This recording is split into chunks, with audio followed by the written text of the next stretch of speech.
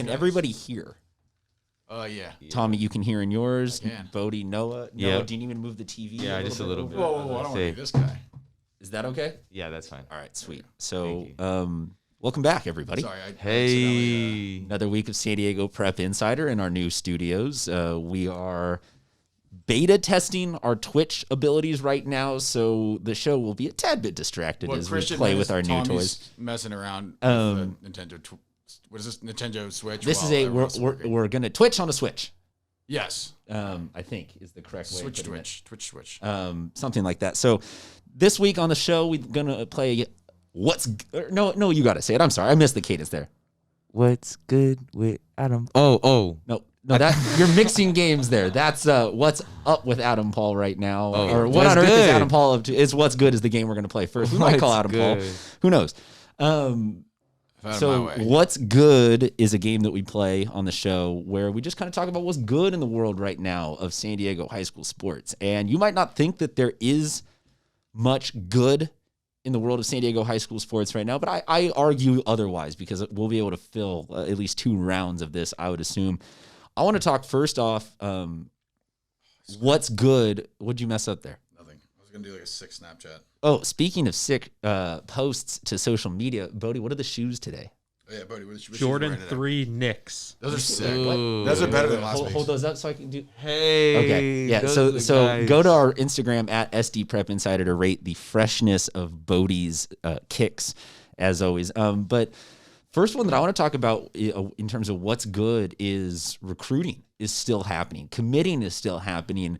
In the span of just the last couple of weeks, we have seen, I don't have a total number in front of me because I would feign ignorance if I claimed that I knew all of the commits, but I'd say we'd have at least 50 plus commits across the multitude of sports here in San Diego just in the last couple of weeks. So in every sport, by the way. Yeah, that's what I'm saying. Like it's volleyball players, it's lacrosse play. Torrey Pines lacrosse alone. I want to get to them in terms of what's good. Sending 2 Notre Dames and a UNC from the West Coast. That's insane. That's a huge week for them. I want to give our Instagram a shout out because that's how we get all the information. It's always posted on the story. Tommy gets the show. He knows how to plug the machine at SD Prep Insider on Instagram and Twitter. Got to post a little bit about my Bruins there. They added a volleyball player from San Marcos. So we're going to talk, we can give individual shout outs, but I also just want to say shout out to the fact that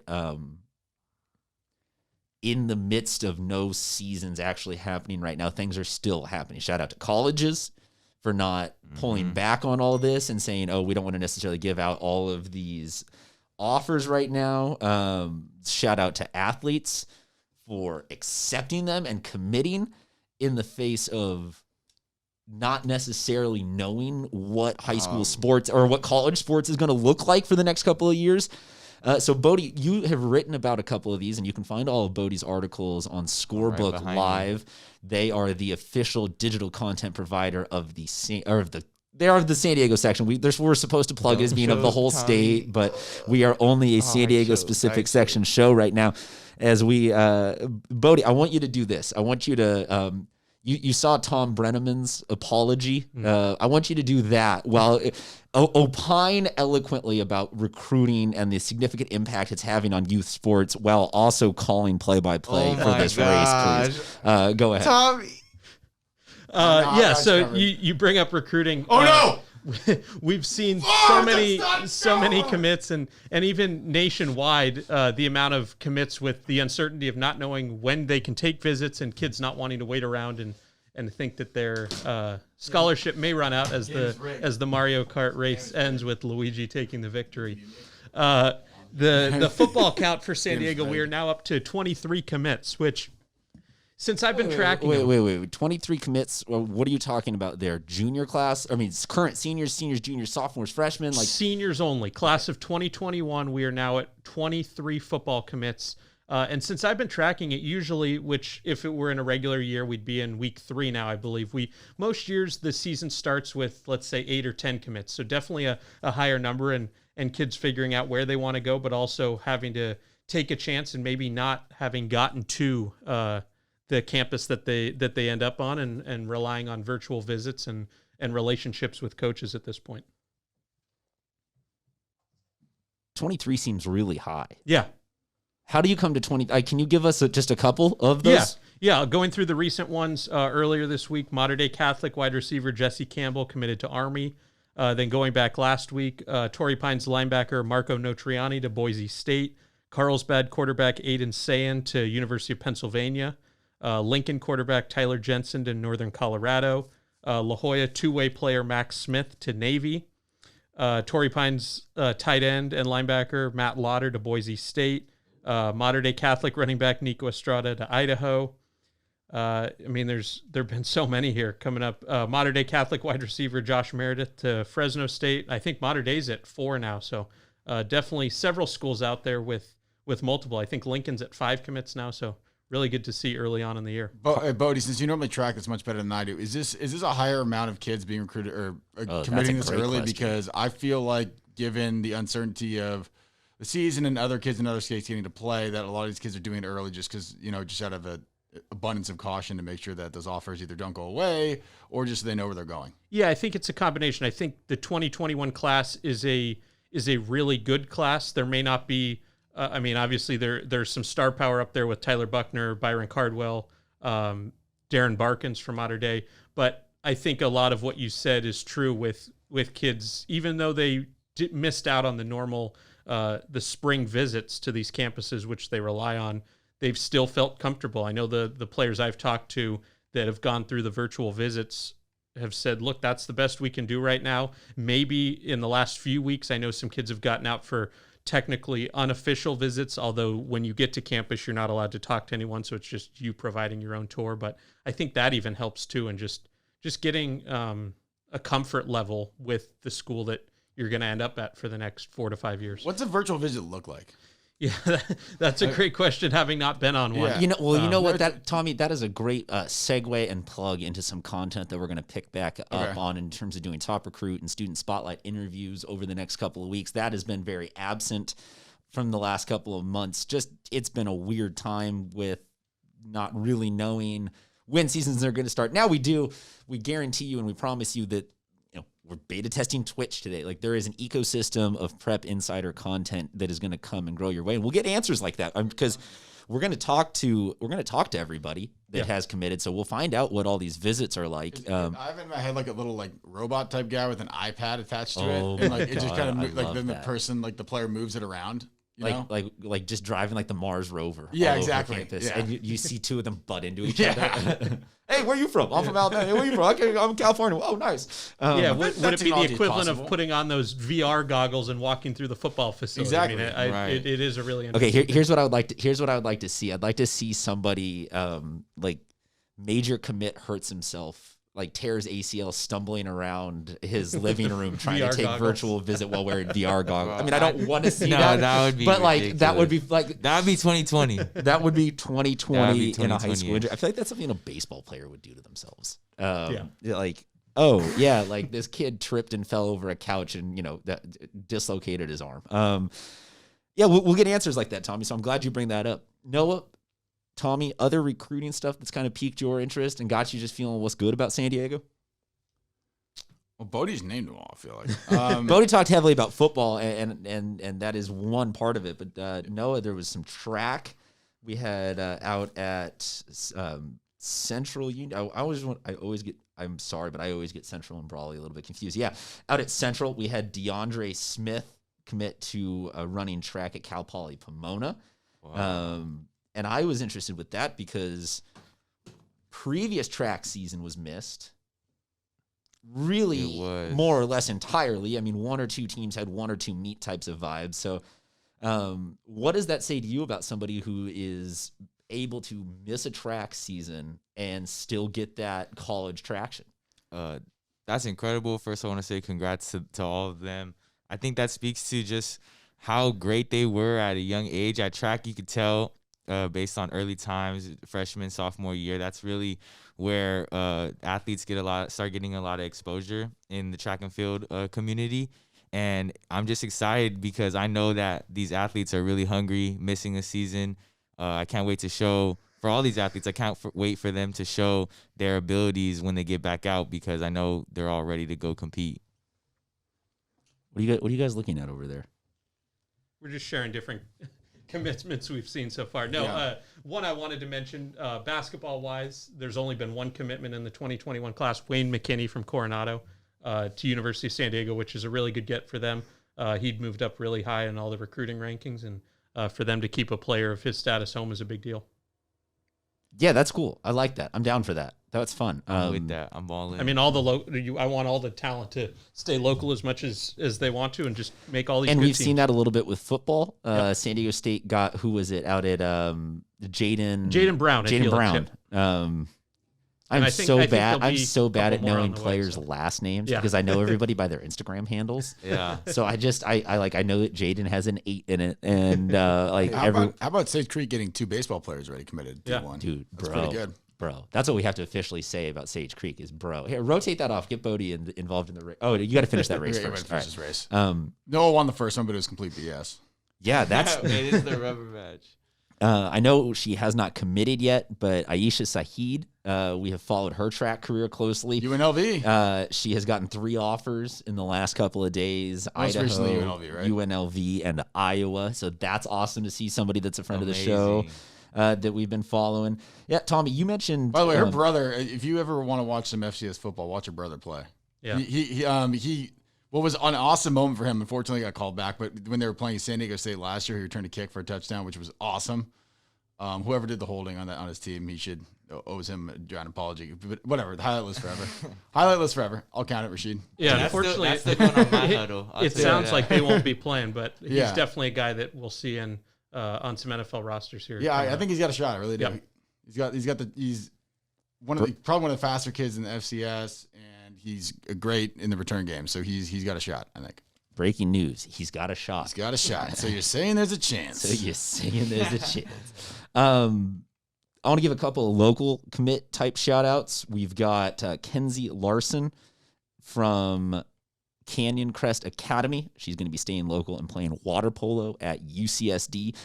I mean, kind of how you were saying with Wayne, keep the talent local. Yeah. This one's interesting to me, especially to watch right now because UCSD is transitioning into Division I. Well, and I'll add a caveat there. So water polo is Division I already. Okay. So I actually looked this rule up because I wasn't sure because some other schools do this.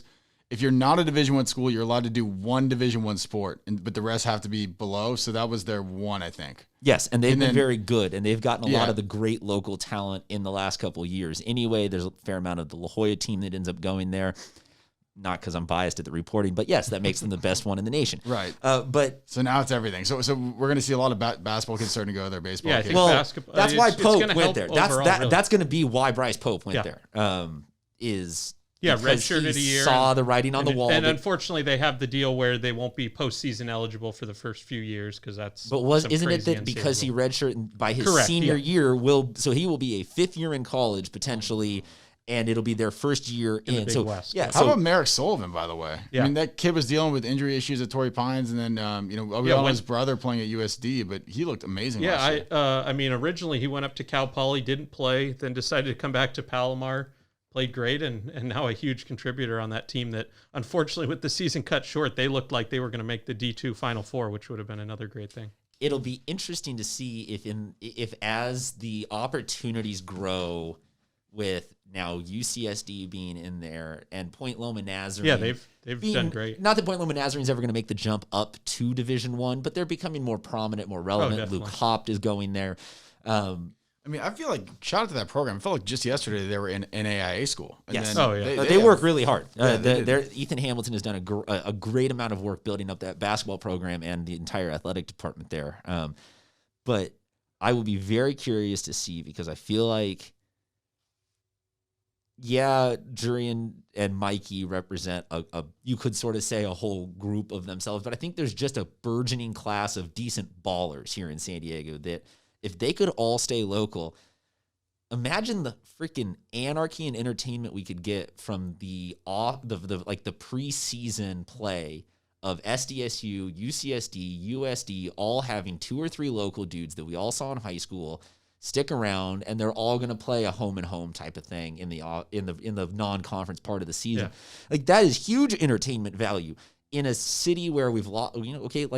We've lost maybe our identity. The Padres are winning it back hugely right now, sir. and I wouldn't be surprised if they really take over Slam Diego in the next 5 years. But the college market should be saturated here in San Diego in the next couple of years. My fingers would be crossed with local talent that is able to take the piece from Torrey, the piece from Saints, the piece from whatever it is, Coronado, that all got to open division semis or one championship and put them all together and realize that we have enough talent here in this city as a market to just dominate. Yeah, there's so many good local opportunities. They've all created new great facilities. And baseball's been doing it in the last 5 years because SDSU has loaded up on local talent from Eastlake and Olympian and Chula and all those. I mean, Poway. They're all staying here. UCSD has been picking up that kind of talent locally at like the one step level below it. USD this year alone was like CIF West. And I think with the shortened draft this year, that helped them especially too, of guys that maybe would have wanted to sign, let's say 8 to 10 rounds in, that didn't have that opportunity and now think, great, I'm at USD for 3 years and let's contribute. And I might partially just want this to happen so that we can transition into being a college show eventually and not have to always do high school sports. A little bit of devil on one shoulder, angel on the other. But I want to see that happen, and we're seeing this in real time with these commitments coming out. That kids are still committing. Kids are still thinking about college, whether or not this fall season is happening. So there's not going to be we all got to stay local. Oh, we all got to pro. Like this ship is moving on forward. So congratulations to all of those. And we can make mention, if we're just sticking local, Jake Entrikin, or however you say his name, from Steel Canyon. He's going to play at Point Loma Nazarene. We had Michaelin Emanuele from Brawley softball. She is going to be playing at USD. It's pretty insane, man. Yeah, Eric Van Valkenburg, Torrey Pines going to Oklahoma. We got Matthew Lim from Torrey Pines volleyball is going to be playing at UCSD. I apologize for the delay there in what school you went to, Matthew. A lot of names, a lot of places, a lot of faces. Look, if you want all the information about who has gone where, you can follow at SD Prep Insider on Twitter, on Instagram. You can also follow Bodie. He is at SD Preps, or you can follow SB Live CA, or you can just download the app. You're all smart cookies. You can figure it out if you really want the information.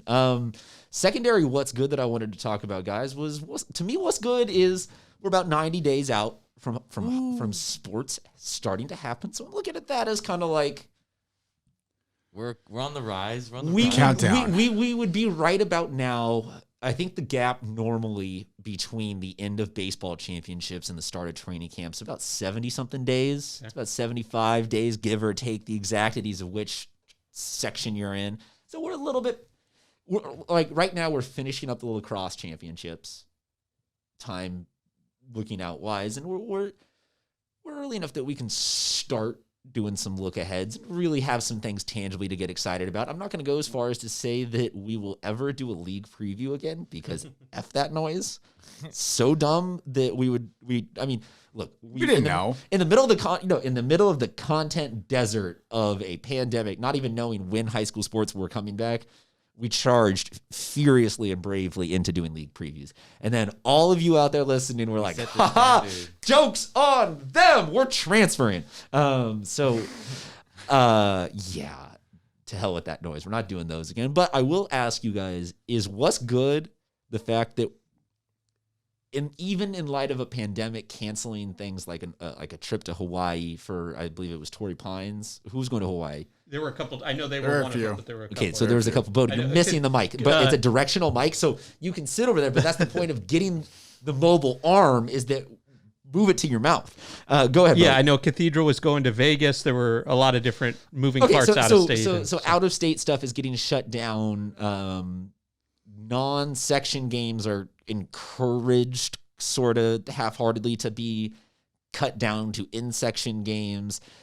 Whether or not any of this rescheduling would have really happened if we had known that January was going to be when it restarts, I don't know. That's neither here nor there, because schedules have been reset. And I will say is what's good the fact that we now get some quasi more marquee matchups early in the season relative to in section, because like Saints Mater Dei pops out as one. Yep. That's a big one. That's a big one. Either of those teams could have very easily, like, it's a week 2 game, if I believe I'm correct. It's like week 2 or 3. 2 or 3, it's something early on in the schedule. It's something that when I was looking at that, I was like, oh man, week 2, both of those teams could have gone week out. 5, excuse me. Week 5, okay. So 2 and 5, that Tommy would make that mistake. The weeks that make sense. Yeah. So but either of those teams could have gone out and gotten somebody that they would have for sure beaten, and just been like, look, hey, the rest of our schedule is good. Yeah, we just had to do what we had to do, and I wasn't going to try and get my guys hurt playing some big matchup against another big school. Instead, whether or not the Twitter world played into that game happening, they still both lean into it. Yeah. And to me, that's part of what's good. Tommy, I think you had a matchup that you wanted to add to that. Cathedral Helix. Wait, so when is that one happening? Oh, week 3. Okay, so I don't know what you want to call it. Okay, so we got a couple of matchups that we're kind of talking about what's good, and I would maybe say that the theme for what's good is just we get a couple big marquee football games that were not already planned, so we can at least. It's week 2, unless there's a week 0, in which case, oh gosh, then it's week 1. The 0 thing has always messed me up a little bit. Why would they ever start doing that? I know. It was the dumbest thing of all time. But yes, it is week 2. It'll be January 22nd. It will be a home game for Cathedral, and this is a game that probably a lot of people thought would be. I have that as week 3, so who knows? How do you have it as week 3? Because I'm looking on the Saints schedule here, and they have week 1 as January 8th. That's week 0. Okay. Well, you can go. You can, right there. That's prime example. Let's just use the actual date. Yeah, you know what? Actually, I think you are right. I think that 8th is week 1. Okay. And then you're right. So so technically it's their second game. The Whatever. fans are all just like, yeah, where is all this? They're lost. at SD Prep Insider, Actually, no, you're definitely right. The 8th is definitely week 1. At SD Prep Insider, are you done with week 0? Yeah, that's got to be 100%. Yes. Should that be the number one point coming out of this pandemic? Nobody to argue that. Is put all the vaccines and all the cures and everything behind us. Social change. Who cares about that? It all starts. A better society starts with week. Wait, would this be the meme where it's like the futuristic society? And it'd be like what the world would be like if we didn't have week 0 in sports. Flying cars. Oh man. You know what's exciting about the expanded content is that. And I doubt that he's listening to this because he's not that good of an intern, but he's a good intern. Colton Toll, when he is joining us in studio, when we're able to have people back in studio, he will just be in charge of tweeting and what day it is. No, tell just me what day it is. Tweeting and memeing, and we will be able to do more stuff like that on our social media at SD Prep Insider on Twitter and Instagram. Okay, so which one do you guys want to talk about first? Like, which one is more what's good? I could talk about Saints Mater Dei first. I just think it's going to be a great game. You look at the talent on both sides. You look at how great Mater Dei is going to become. I know that they still have to put the team together, but it looks really nice right now. They got abundance of talent. You want to throw back to when last time they had all this talent was with CJ Verdell and company. They had about 13 commits, and they went on a great run. But we always wanted to see, okay, what if Mater Dei went against the big time opponents, and how would they fare? And I think Mater Dei has a great shot, and it's gonna be due to Twitter. Twitter does a great job of promoting like a big time fight, right? So you see, McGregor this or Mayweather this. Well, our San Diego high school football version, you saw the Twitter fingers working. Mater Dei Saints. I'm glad they got it done. You're gonna see DBU in Saints, who always has a great DB. Frank Buncombe, Isaac Taylor Stewart, Tyson McWilliams, and then you got Mater Dei, who spread offense and abundance of D1 receivers, high talented quarterback, and they're just gonna get your popcorn ready because it's gonna be a great show. Get your popcorn ready. Get your popcorn. Okay, so on a 0 to 10 of the what's good scale, what does that game score? 10. Okay. So Noah or Tommy, you want to give us what has you so excited about Helix Cathedral? Well, I thought it was originally going to be a preview of the Open Division Championships, and now we just get it in week we're not gonna do that again. We're gonna figure out what week it is again. We'll call it week 3. In week 3, we don't really know the status of a lot of these kids who are playing in college, whether or not they're going to actually play in these games. So even without the Division I kids, it will still be a great game because these programs are loaded. So it's really not that big of a deal, I guess, entertainment wise. Would I if the kids be play or not? Would I be blaspheming if I said that I don't think that Tyler Buckner's presence determines whether or not Helix is a state champion?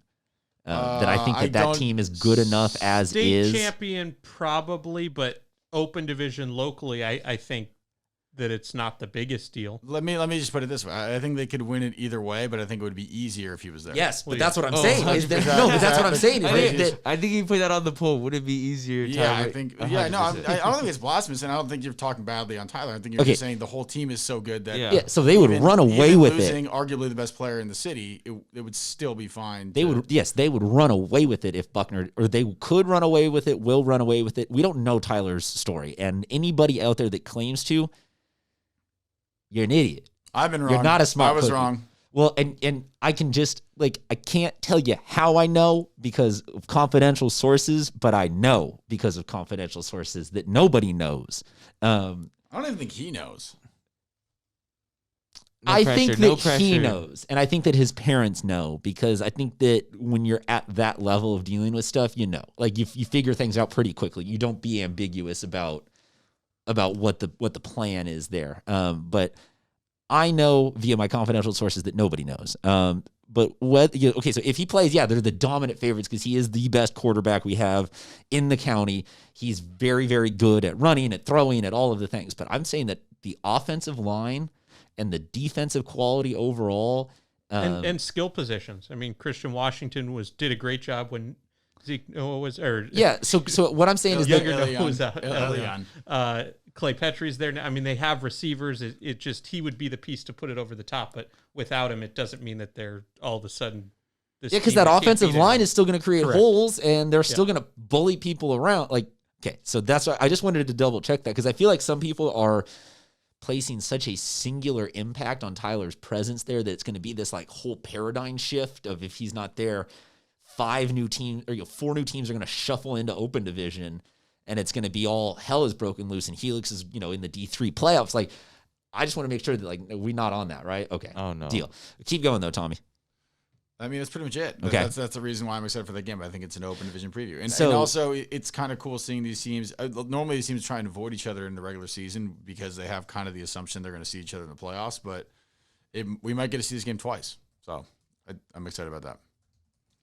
Also, Cathedral is one of those teams that still does have out-of-conference games on the schedule. They have De La Salle from Concord still scheduled on there, which would be awesome to see those guys come down because they're kind of like the juggernauts up there. They run, the wing T offense, and they're supposedly the standard in football in Northern California. So it'd be fun to see them play those guys. We don't know what's going to happen with that game. Hopefully it still happens because you can bust down and up. It's a long drive. But so are you saying that on a scale of 1 to 10 on the what's good meter, that's a 10? That's a 10. All right. So Bodie, be the tiebreaker here. What game gets your what's good vote? Yeah. So there's really 2 back-to-back that Lincoln scheduled week 1 and 2. Starting off with Mission Hills, that's a rematch of their semifinal Division I game from last year. Mission Hills has had some pieces. The quarterback headed out, but I still think this is a team that's loaded on defense and expected to give them a good battle. And then in week 2, they get Oceanside at home. So it's a rematch of the Division I final. Lincoln wasn't happy with last year's result. The roster's loaded up. This is the year they're thinking they can make the open division. So 2 big starts there against 2 really high-quality teams. They've got to come out and make a statement, and I'm expecting they'll be ready for it. So can we say, is Lincoln versus Oceanside the biggest game countywide early in the season? I mean, Oceanside Helix, is that still week 1, I believe? I think that's still on the schedule. I got to shrug my shoulders now and say, I don't know. I've seen so many schedule changes. It's tough to keep track. To not I have feel like all there's these, so many in the first 4 weeks that are loaded. To not have any games for so long and to have this season be postponed, and then to just come back with, oh my goodness, to come back with the lineup that we have, it's like a match made in heaven. Yeah, the coaches went strong this year. Credit to coaches for scheduling back down. freaking lunatics. They're ready to compete. I'm ready to watch them compete. It's like gladiators just go at it. No, okay, I like gladiators. I had more like Mad Max in mind, just like driving into the storm, like, what a lovely day. Like, just that the coaches around San Diego are like, let's burn this one to the ground. And maybe I'm also just saying that because the sun is a dull orange outside of our studio right now. Moon. Yeah, we're in the middle of. I think this is what they're talking about, the plagues in the Bible. Pretty sure we've gone through like 5 of them, right? Depends on is it your version or mine, because there's different chapters. You cut off after the first half is over. I did find a locust in my backyard. I'm just kidding. I was like, dude, I hate bugs, man. Like, get me out of here. I'm out on the locust. Yeah, I'm not doing that one. Not doing that one. You know what has been real though, and I can show you the evidence outside. I've had parrots infesting my backyard for 2 weeks. That's because you're growing crops, maybe. Yeah, but they obliterated the sunflower seeds or the sunflowers, and then they're picking at my apples now. But parrots BB gun in Claremont, BB gun, sure. But parrots in Claremont, like what the hell is that? Isn't that the humane way to do it? BB gun, just kind of. No, I'm going to serve them an eviction notice first, okay. and then we'll deal with it that way. When I was in college, I had a spider that like lived in my shower, and I didn't really want to touch it, and it was there for like a couple weeks. I just kind of he kept himself. Did you name him? No, but I'd say what up to him every morning, and then at night when I shower at night too. It was fine, no problems. He just disappeared one day. Maybe I'm a bad roommate. I missed you guys. I missed you guys so dang much. So look, folks, you can find all of us at Real Tommy Morris, at SD Preps, at Noah Lax 2017, at Mr. CPED on Twitter. We are happy to listen to your complaints about us being too mainstream media, pro-racial, anti-this, or we can actually talk sports. We're down for anything you want to talk about. We will be back next week with more stuff. Any last games or what's good that you guys want to get around to, or can we say peace to the people and then we'll talk to them soon? I want to say to all the athletes, student athletes in San Diego, you're a student athlete, so please make sure right now you're doing great on Zoom University. Go to your Zoom classes. Get your grades right.